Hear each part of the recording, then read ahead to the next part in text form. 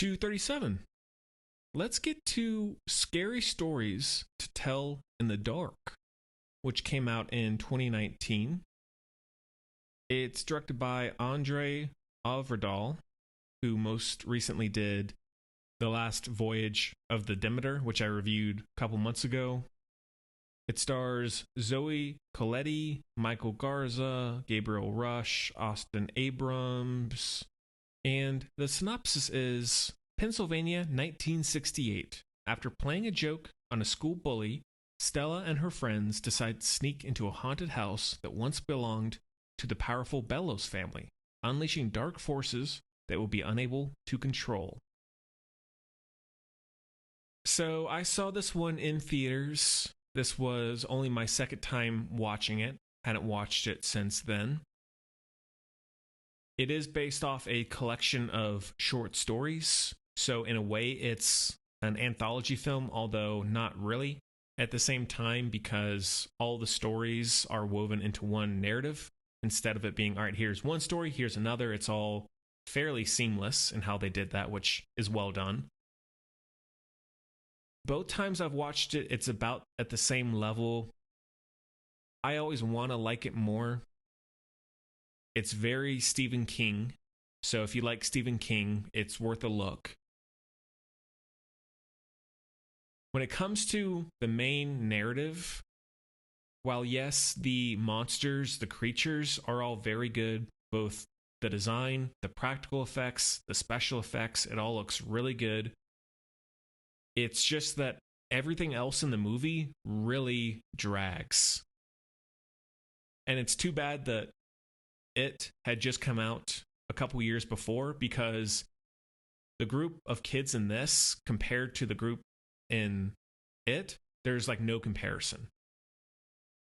No one in this is interesting. The performances are fine, but the writing gives them nothing to do. There's so little personality to any of them. They're not really funny. They're not really that relatable, more so than a lot of others I see. So whenever it cuts away from the horror sequences and it's just them trying to figure out what's going on and talking to each other and all that, it really comes to a halt. I don't know if that's a direction issue, a script issue, or a combination. Andre, I'm sorry if I'm saying the name wrong, but Andre Øvredal, I did like The Last Voyage of the Demeter. I thought Troll Hunter was all right. So he's definitely an interesting fantasy horror filmmaker, but now having seen his most recent 3 or 4 at least, there's always something that feels underwhelming, that doesn't go to its full potential, that maybe another filmmaker could elevate.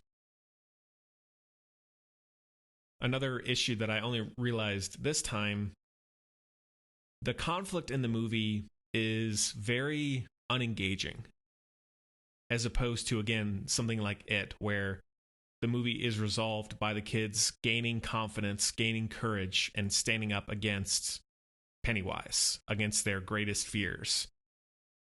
In this, it's basically just the book is writing itself. It's writing these stories for the kids to capture them or kill them. Oh no, let's run.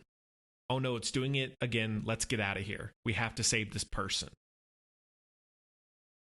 That drive to try and figure it out feels so throwaway or really non-existent for most of the movie. So I don't really care about them finding out what's happening or the end goal. However, I like the old woman who absorbs the guy in the school or the hospital, whatever that is, and then the spider bite on the girl's cheek and all the spiders crawl out. The scarecrow one, it's okay. I'd say fairly generic. There's also the corpse that's been cut apart or pulled apart, and he fits himself back together in the police station. Besides that, the score is good. I think it looks fairly decent overall. I know that they're making a second one, I'll be curious to see what they do with that, because, this is the kind of story or collection of stories that you could do whatever you want with. So that one is a heavy 2.5 out of 5.